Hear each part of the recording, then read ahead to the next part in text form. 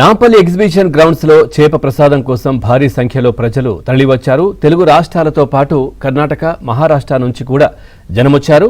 శ్వాస సంబంధిత సమస్యల నుంచి ఉపశమనం లభిస్తుందనే నమ్మకంతో జనాలు ఎక్కువ సంఖ్యలో తరలివచ్చారు.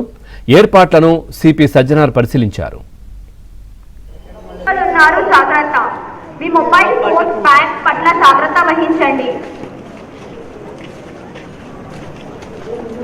Beware of pickpocketers. Kindly ensure your belongings, mobile phones and money. Everyone to pay.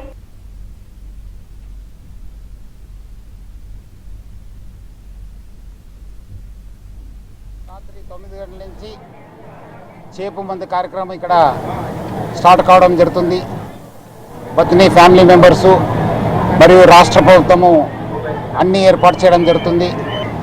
ఈరోజు ఇప్పటిదాకా ఆల్మోస్ట్ దాదాపు 25,000 మంది దేశవ్యాప్తంగా ఈ చేప మందు కోసం రావడం జరుగుతుంది. పోలీస్ పరంగా, ప్రభుత్వ పరంగా అన్ని ఏర్పాటు చేయడం జరుగుతుంది. పోలీసుల భద్రత ఆల్మోస్ట్ 1000 మంది పైన సిబ్బందిని మనము డిప్లాయ్ చేయడం జరుగుతుంది. ట్రాఫిక్ పరంగా కూడా అన్ని ఏర్పాటు చేశాము. అట్లానే ఇక్కడ క్యూ లైన్స్ కూడా ఏర్పాటు చేసి అన్ని చోట్ల కూడా మెడికల్ టీమ్స్ ఉండే విధంగా ఏర్పాటు కూడా చేయడం జరుగుతుంది. ముఖ్యంగా ఈరోజు దేశవ్యాప్తంగా నుంచి చాలామంది ప్రజలు వస్తారు. వాళ్ళకు అవకాశం ఇచ్చి రేపు లోకల్ ఉన్న ఎవరెవరు ఈ మందు తీసుకోవాలనుకుంటున్నారు వాళ్ళు రేపు రావాలని చెప్పి నా తరపు నుంచి, ప్రభుత్వ తరపు నుంచి, హైదరాబాద్ సిటీ పోలీస్ తరపు నుంచి కూడా ఏర్పాటు చేయడం జరుగుతుంది.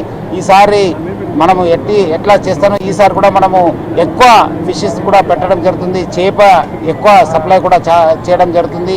అట్లానే ప్రసాదం కూడా ఎక్కువ ఉంది. ఎవరు కూడా ఈ ఒక్క అపోహల్ని ఆందోళన చెందొద్దు, రూమర్స్ని నమ్మొద్దు. సఫిషియెంట్ ప్రసాదం ఉంది, సఫిషియెంట్ చేపలు ఉన్నాం. సో అందుకు